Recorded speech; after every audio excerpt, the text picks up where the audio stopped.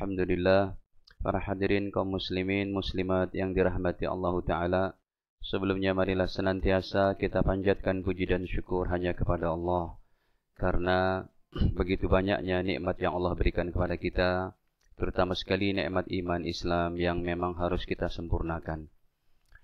Hadirin, setiap di antara kita beraktivitas, bekerja, ke kantor, sawah, ladang, ke toko, itu hanya buah-buah ataupun pernik-pernik kehidupan saja sih. Tapi hakikatnya kita di kantor juga untuk meningkatkan kualitas iman kita. Di jalan raya, di toko, di mana saja kita berada, tujuannya meningkatkan kualitas iman kita. Karena kematian seseorang tidak ada yang mengetahui kapanpun dia datang. Hadirin, memang tema kita adalah siang ini tingginya derajat akhlak mulia, tetapi di dalamnya ada pemahaman yang sangat basic tentang keimanan itu sendiri. Begini, keutamaan akhlak yang mulia ini hadirin, ya, dia tidak bisa berdiri sendiri. Artinya ada orang cuma bagus akhlaknya, tapi tidak iman, tidak sholat, tidak puasa, ini nggak masuk dalam kategorinya. Jangan sampai nanti Anda termakan oleh pemahaman dari orang-orang ateis ataupun liberal, alah agama nggak beragama pun sama, tuh lihat yang korupsi beragama. Nah ini kan logikanya rusak. Kalau kita jawab, jangan dikatakan, maksudnya yang korupsi juga orang beragama, apalah manfaat agama? Kita jawab pakai logika juga saja.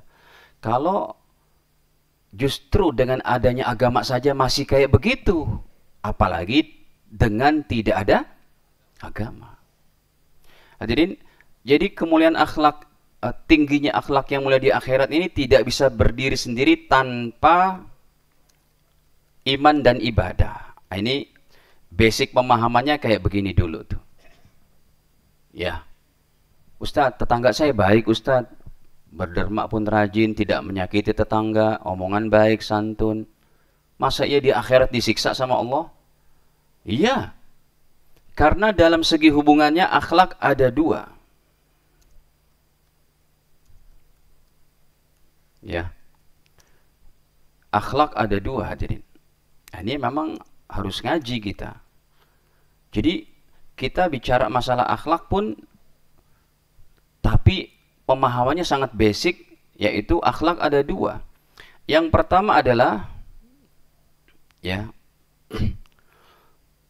akhlak kepada Allah Subhanahu wa Ta'ala.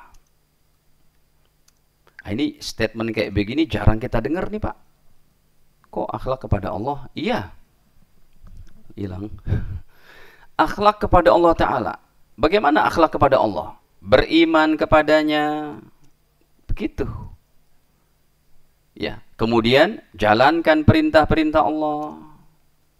Apalagi? Jauhi larangannya. Kan banyak itu larangan Allah. Nggak boleh berzina, nggak boleh korupsi, nggak boleh minum khamr, nggak boleh judol. Ya Pak, apalagi judol lagi marak banget nih. Na'udzubillah, sampai orang-orang miskin di pedesaan bisa transaksi cuma dengan 10.000. Tapi itu satu orang. Kalau 50 juta warga Indonesia, sehari 10.000 udah berapa itu? La haula wala quwata illa billah. Ya, jauhi larangan Allah. Muliakan syiar-syiar Allah, kan begitu. Dan lain-lain. Ya, muliakan syiar-syiar Allah Subhanahu wa Ta'ala. Ya, syiar Allah itu diantaranya masjid, adanya ulama, penghafal Quran, Ka'bah, Mekah, Madinah, Al-Quran, itu syiar Allah. Masjid Nabawi, Padang Arafah, Mina, ya, syariat sholat, puasa, harus dihormati itu. Ini namanya akhlak kepada Allah. Jadi kalau ada orang dia berbuat baik sama manusia, rupanya dia baru berbuat baik akhlak kepada siapa? Manusia, yang disebut dengan hablum minan nas. Nah, hablum minallah diabaikan. Oh, nggak bisa. Justru yang akhlak kepada Allah ini pahala akhlak mulianya tuh nggak bisa dongkrak dosa tidak beriman. Baik, yang kedua dulu kita tuliskan. Yang kedua berarti akhlak kepada hamba Allah, kepada manusia. Nah, akhlak kepada manusia ini seperti apa? Ya, berbuat baik kepadanya, berbuat baik, tidak menyakiti, gitu kan? Memudahkan urusan-urusan, ya, jujur, amanah, ya, memudahkan urusan orang lain. Nah, kalau yang nomor 2 dia udah lakukan kayak begini, sementara yang nomor 1-nya juga udah jalan, barulah ya keutamaan tingginya derajat akhlak yang mulia akan dapat itu. Yang akan saya sampaikan dari hadis-hadis nih Pak, sangat tinggi sekali derajatnya. Ya, gak main-main, bahkan menyaingi sorganya para nabi dan rasul. Berdasarkan hadis. Jadi basic pemahamannya begitu. Akhlak yang mulia ini ada 2. Pertama, akhlak kepada Allah, iman kepadanya, jalankan perintah, jauhi larangan, muliakan syiar-syiarnya. Baru yang nomor 2, akhlak kepada manusia, berbuat baik, tidak menyakiti, jujur, amanah, memudahkan urusan orang lain dan lain-lain. Hadirin, yang namanya berbuat apa itu akhlak yang mulia, pasti orientasinya itu memberikan kebaikan untuk orang lain. Pasti orientasinya adalah memberikan benefit dan maslahat untuk orang lain. Makanya dipuji oleh Allah dan Rasulnya yang berakhlak mulia. Kenapa? Karena nanti dia selalu membawa bendera la ilaha illallah, Pak. Anda berada di kantor, di toko, di jalan raya, di rumah, di mana saja, Anda selalu membawa bendera la ilaha illallah. Cuma nggak kelihatan, Pak. Di mana benderanya tuh? Di sini. Iman kan di mana? La ilaha illallah Muhammad. Itu selalu kita bawa. Makanya ketika ada yang berakhlak baik, Masya Allah, ini orang agamanya apa nih? Kan gitu. Justru yang baik Allah dan Rasulnya nanti. Baik, kita masuk aja deh, hadirin. Atau kalau ayatnya untuk ngambil keberkahan, di antaranya tentang akhlak, ya ini ada dalam surat Al-Ahzab, surat 33, tuh ayat 21, ataupun dalam surat Al-Qalam, ya surat ke-70, ayatnya ke-4 itu. Ya. Kalau Al-Ahzab 21 kan sangat terkenal tuh, saya rasa hadirin juga ada yang hafal itu. Laqad kana lakum fi Rasulillahi uswatun hasanah liman kana yarjullaha wal yawmal akhir wa dzakarallaha katsira. Laqad kana lakum, sungguh telah ada untuk kalian semua, fi Rasulillah, pada diri baginda Rasul, apa? Uswatun hasanah, contoh yang baik, suri toladan yang baik, orang tua yang baik, ayah terbaik, kakek terbaik, teman terbaik, suami terbaik, nabi terbaik. Liman kana yarjullah, bagi orang yang berharap perjumpaan dengan Allah, dengan penuh kasih sayang dan rahmat Allah, wal yawmal akhir, serta pada hari akhir, wa dzakarallaha katsira, dan ia banyak mengingat kepada Allah. Lihat, akhlak kepada Allah, Rasul dipujikan akhlaknya baik. Ayat terakhirnya apa? Wa dzakarallaha katsira, senantiasa imannya naik dengan ingat selalu kepada Allah. Jadi akhlak nggak bisa berdiri sendiri. Harus didahului dengan apa dulu? Iman, ibadah. Makanya kalau ada orang sholatnya udah rajin, puasa udah rajin, zakatnya jalan, akhlaknya masih buruk, jangan disalahkan agamanya. Salahkan siapa? Orangnya. Karena pada zaman terdahulu sudah ada. Rasulullah agamanya Islam juga, mengamalkan Islam. Lihat, dipuji oleh Allah akhlaknya. Begitu. Jadi nggak bisa pakai logika-logika yang rusak. Baik, hadirin, kalau kita buka lagi surat ke-70, nih surat Al-Qalam, ya. Nun wal qalami wa ma yasturun, ma anta bi ni'mati rabbika bimajnun, wa inna laka la ajran ghaira mamnun. Ayat keempatnya, wa innaka la'ala khuluqin azim, dan sesungguhnya engkau wahai Nabi la'ala khuluqin azim, berada pada ketinggian budi pekerti yang mulia, akhlak yang luhur, akhlakul karimah. Nah, kita masuk nih poin-poinnya, Pak. Ya, bayangin. Akhlak yang mulia, yang pertama saya tuliskan. Hadirin, orang yang berakhlak mulia, kata Nabi apa? Yang tadi saya katakan tuh, sorganya sorga para nabi dan rasul. Sorga apa? Firdaus. Melebihi 7 surga yang Allah ciptakan itu. Ya, orang akhlak mulia, atau saya singkat saja, akhlak mulia ya, dapat sorga Firdaus. Ini nggak main-main ini Pak.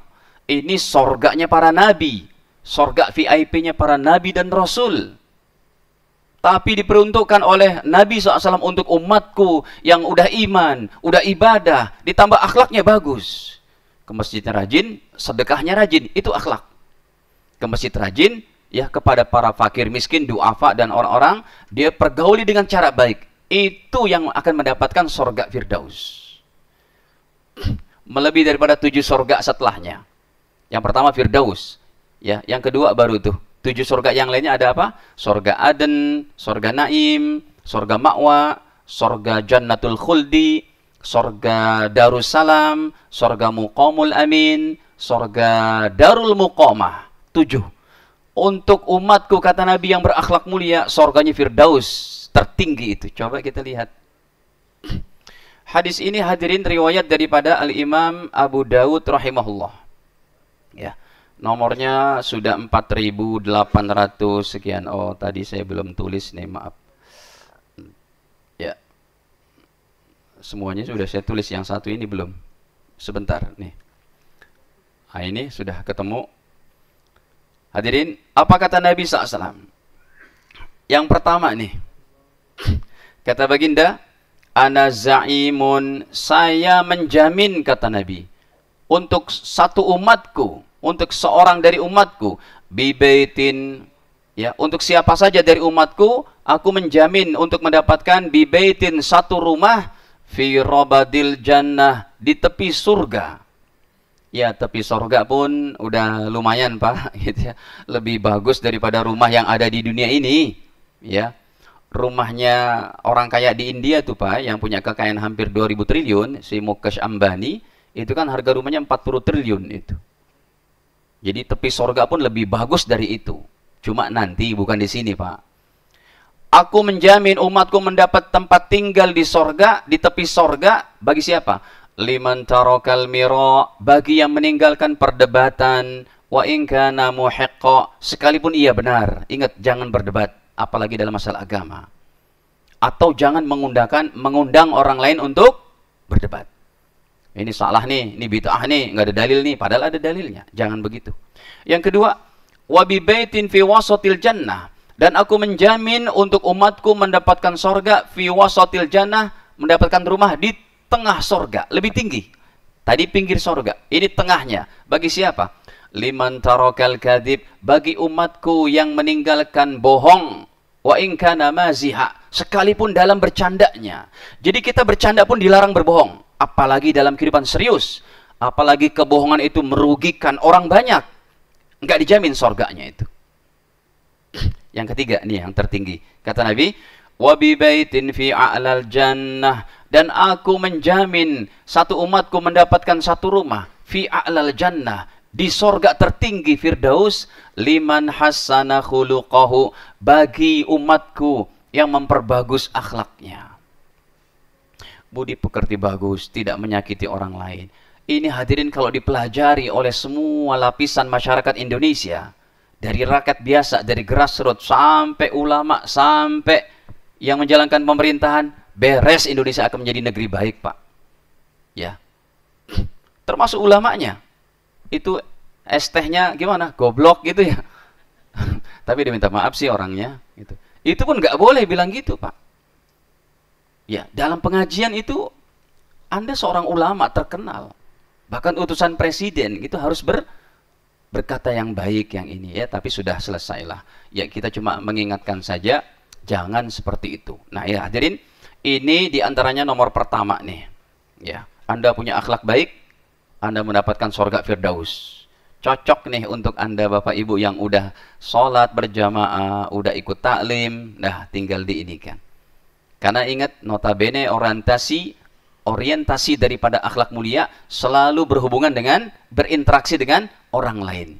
Memberi kebaikan, memberikan manfaat, dari segi material, ataupun moral, ataupun semangat, atau ucapan, atau nasihat, atau akhlak budi pekerti yang langsung dicontohkan. Sebegitu. Ya, begitu indahnya Islam. Jadi Nabi katakan puncak buah dan iman, puncak iman dan ibadah maksudnya, puncak daripada buah iman dan ibadah, ini dia, akhlak mulia. Yang kedua, hadirin. Yang kedua, kata Nabi SAW bahwa orang yang berakhlak mulia menjadi umatku yang paling aku cintai.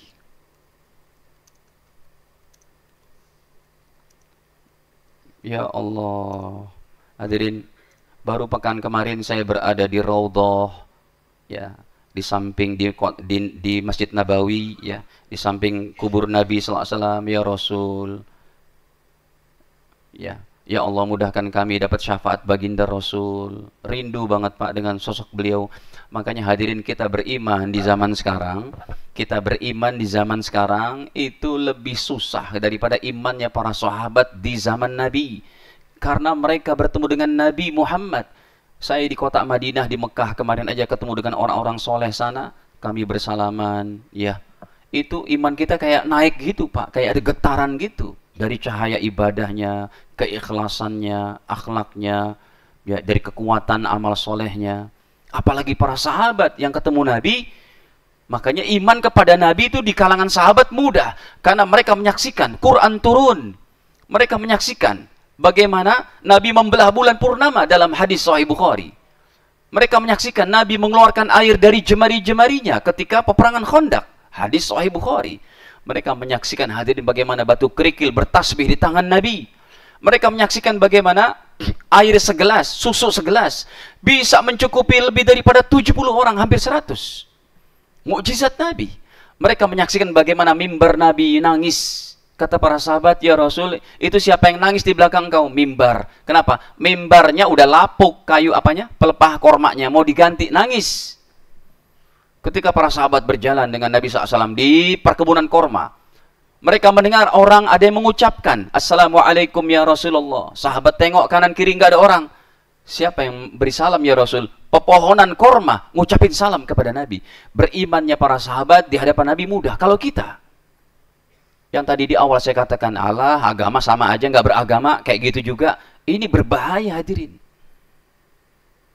Ya, zaman seperti ini. Para jamaah dirahmati Allah. Nah, ini saya tampilkan hadisnya, riwayat Imam Bukhari. Akhlak mulia paling dicinta oleh Nabi SAW. Ya Allah, kalau Nabi cinta sama kita Pak, 7 miliar manusia benci kita, nggak masalah. Cukup sudah. Tetapi kalau 7 miliar cinta kepada kita, mengelulukan kita, tapi baginda Nabi SAW murka, nggak berarti apa-apa. Hadirin, ini kami tampilkan hadisnya, riwayat daripada ya Al-Imam Bukhari rahimahullah pada 3549. Kata Nabi, inna min ahabbikum ilayya, sesungguhnya orang yang paling aku cintai ilayya. Ilayya ini begini isyaratnya, dalam hatiku, kata Rasul. Sesungguhnya umatku yang paling aku cintai dalam hatiku, ahsanakum akhlaqa, yang paling bagus akhlaknya. Ya, baik. Hadirin, para jemaah dirahmati Allah, sebentar lagi masih ada beberapa poin lagi. Yang ketiga. Nah, yang ketiga ini sebagai penyempurnanya, sebagaimana tadi di awal juga saya katakan, kita Bapak Ibu sekalian sedang menyempurnakan iman Islam kita di mana saja kita berada. Makanya saya tanya ini kepada para pendeta, biarawati, biksu, kalau ketemu tuh, Pak Pendeta, ada nggak cara doa masuk WC dalam agama Anda yang riwayatnya sampai ke Tuhan Yesus? Ya, menurut akidah mereka kan. Bilang, riwayat apa ya? Ya maksudnya guru-guru Anda tuh sampai ke paus berapa begitu, sampai enggak tuh sampai ke Yesus itu, sampai ke Nabi Isa berapa orang gitu. Enggak ada kita kayak gitu. Ya terus gimana mau dipertanggungjawabkan agamamu? Kan bisa buatan orang. Jangankan kita masalah nikah, masalah sholat, masalah pemerintahan, masalah warisan, masalah haji, umroh yang besar-besar. Masalah masuk WC aja. Saya sendiri belajar nih dalam Sahih Bukhari. Saya dari guru saya, Mufti Nizamuddin Syamsi. Beliau daripada Syekh Salimullah Khan. Beliau daripada Syekh Anwar Shah Kashmiri. Beliau daripada Syekh Abdul Aziz Ghanggawi. Beliau daripada Syekhul Hind. Beliau daripada Syekh Ubaidillah Sindi. Beliau daripada Syekh Waliullah Dahlawi. Terus naik kepada Imam Bukhari. Imam Bukhari dari gurunya Imam Adam. Beliau daripada Imam Syu'bah. Beliau daripada Abdul Aziz bin Suhaib. Beliau daripada sahabat Anas. Sahabat Anas dari Nabi. Nabi dari Jibril. Jibril dari siapa? Allah. Tentang apa? Doa masuk WC. Apa doa masuk WC? Allahumma barik lana Bukan ya. Allahumma inni, saya katakan agama kami masuk WC aja riwayatnya dari Imam Bukhari sampai ke gurunya Imam Syu'bah sampai ke Imam Abdul Aziz bin Suhaib kepada Anas, Nabi Jibril Allah. Kalau nggak percaya saya tampilkan nih Pak. Cuma masalah WC, masuk toilet, bukan perkara yang Anda masuk toilet sambil bersiul pun nggak ada yang rugi Pak. Anda aja yang paling rugi tuh, nggak menjalankan apa? Sunnah, ya kan? Sambil masuk toilet, sambil nyanyi-nyanyi gitu. Tapi masalah toilet yang sepele gitu pun, ini lihat saya tampilkan nih. Hadisnya Sahih Bukhari, nomornya juga masih awal-awal. Ya, wal khobais gitu kan. Ditulis dulu bahasa Arabnya tuh. Ya. Imam Bukhari dari gurunya siapa? Imam Adam. Ini bukan Nabi Adam. Ya. Hadirin, itu Imam Adam. Jadi salah seorang guru Imam Bukhari dari 1.200 orang gurunya, salah satunya adanya namanya Syekh Adam. Beliau daripada Imam Syu'bah tuh. Ya, beliau daripada seorang tabi'in Abdul Aziz bin Suhaib. Beliau daripada Anas bin Malik. Anas dari Nabi, kanan Nabi. Nabi kalau masuk al-khala, toilet, baca doanya tuh, Allahumma inni a'udzubik minal khubuts wal khubais. Nabi Muhammad dari siapa? Jibril. Jibril dari siapa? Allah. Nah, hadirin, nah yang ketiga ini ya, yang ketiga adalah orang yang berakhlak mulia adalah menyempurnakan keimanannya, ataupun akhlak mulia menjadi iman paling sempurna.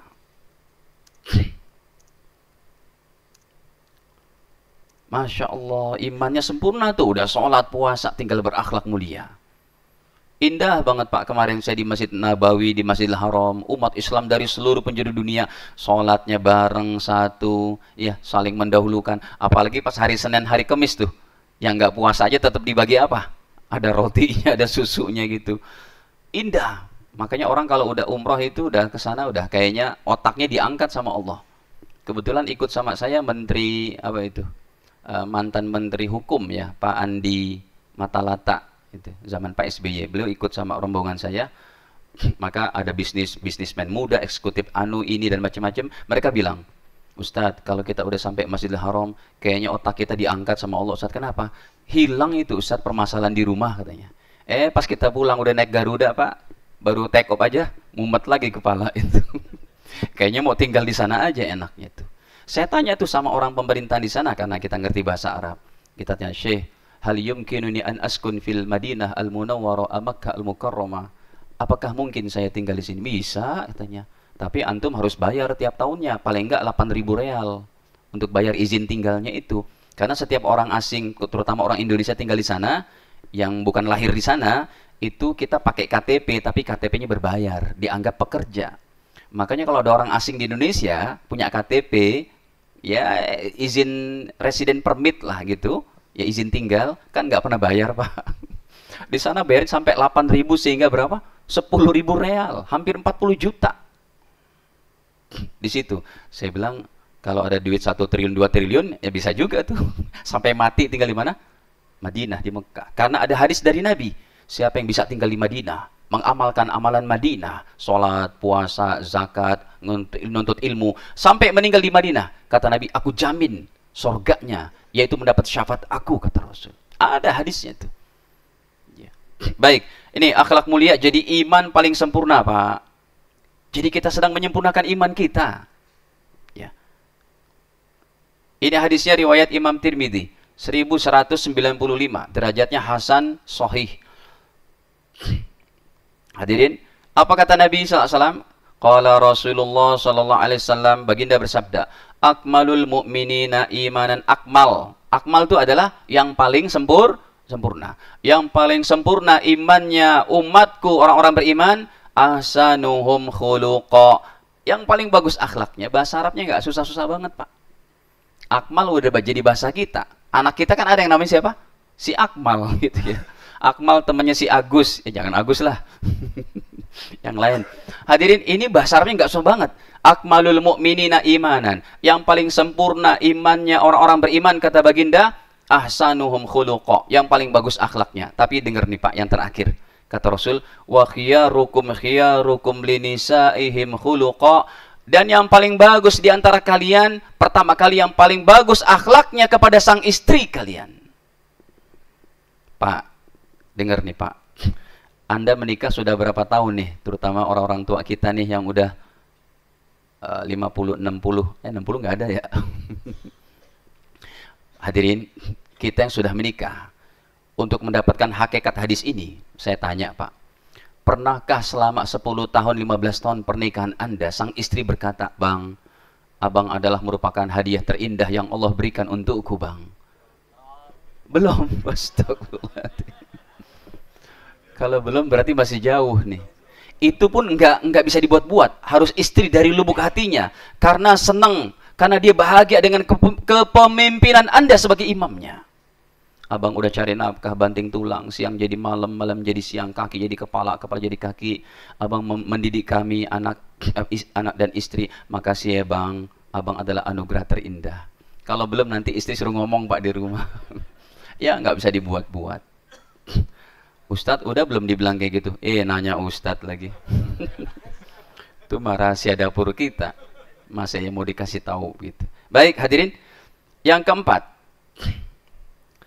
Yang keempat ini menuju terakhir atau 5 aja deh, udah terlalu siang ya. 5 saja saya bawakan, 2 lagi Pak. Yang keempat adalah, para jamaah, akhlak mulia menjadi pemberat timbangan amal kita.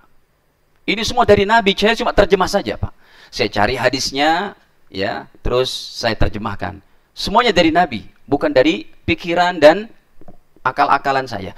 Akhlak mulia menjadi pemberat timbangan amal kita.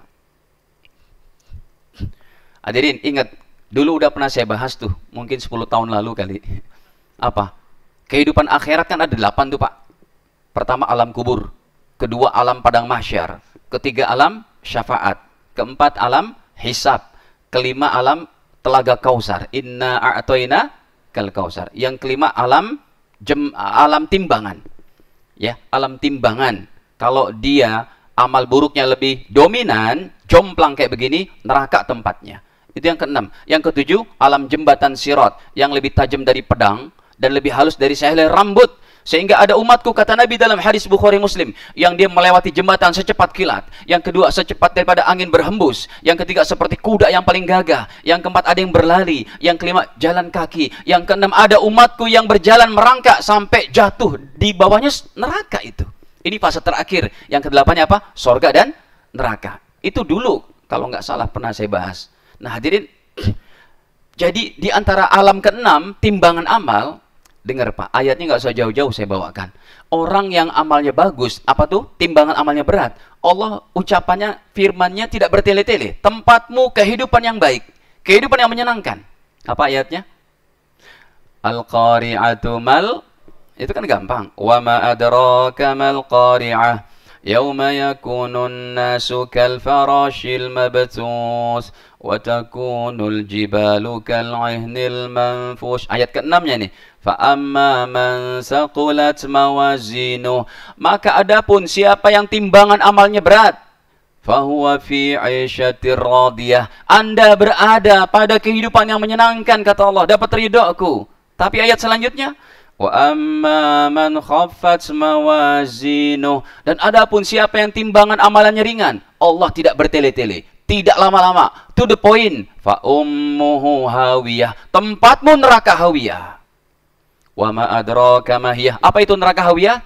Narun hamiyah, api yang menyala-nyala.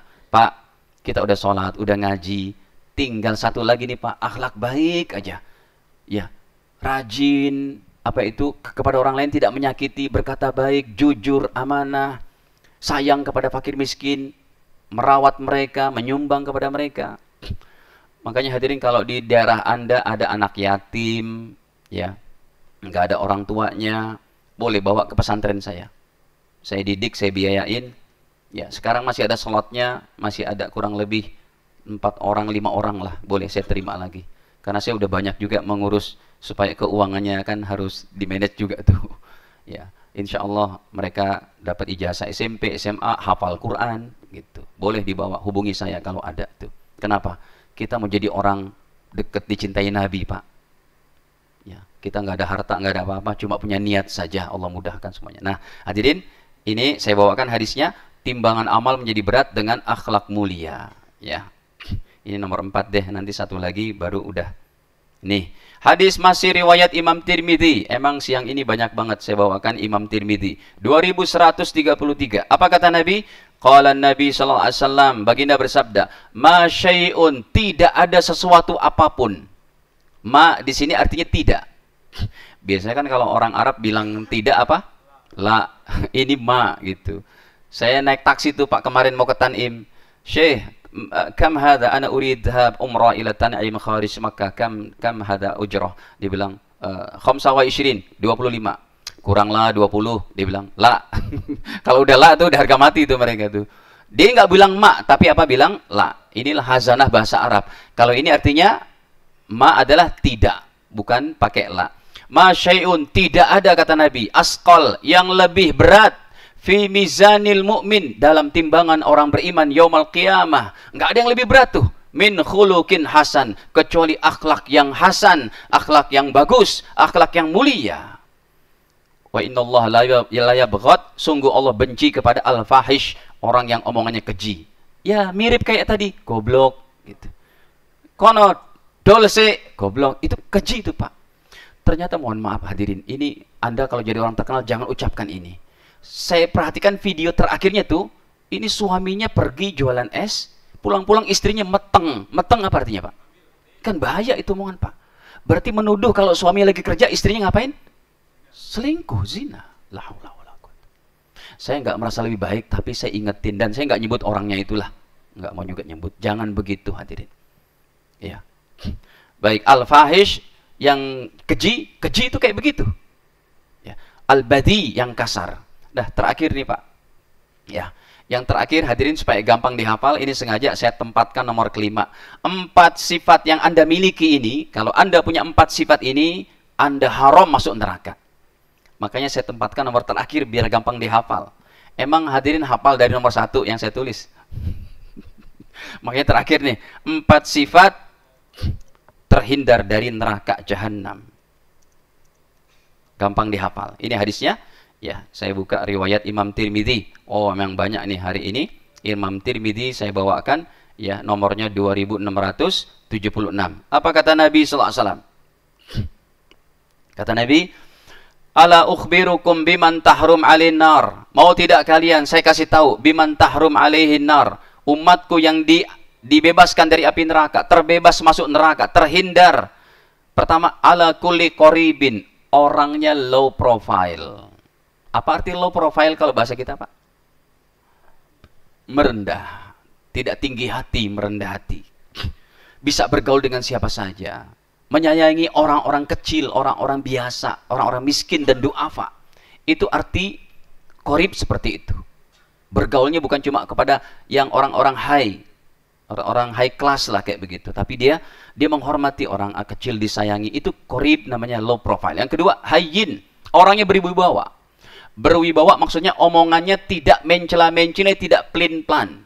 Hari ini bilang A, besok B, besok C. Pak, saya berjanji sama Anda, Pak, besok kita ketemunya di Masjid Al-Jabar jam 10. Saya nggak datang, nggak kasih konfirmasi, itu wibawa saya turun itu di hadapan orang. Karena nggak tepat janji, ya, nggak berwibawa. Yang ketiga, layin, omongannya santun, omongannya adalah lembut, ya, didengarnya tidak kasar, tidak ini itu dan macam-macam. Yang keempat nih Pak, sahlin, selalu memudahkan orang lain. Hadirin, semoga Allah Ta'ala mudahkan kita, ya, untuk memperjuangkan satu tingkat lagi nih menjadi akhlak baik dah sempurna. Makanya tadi di awal saya katakan, kalau ini semua dimiliki oleh seluruh lapisan umat Islam Indonesia, selesai problem negara. Gak bakal ada lagi yang membuli, menyakiti, merugikan dan macam-macamnya. Al-afu minkum. Dan kita akhiri saja dengan kafar majelis. Subhanakallah wa bihamdik, asyhadu an la ilaha illa anta astaghfiruka wa atubu ilaik. Wassalamualaikum warahmatullahi wabarakatuh.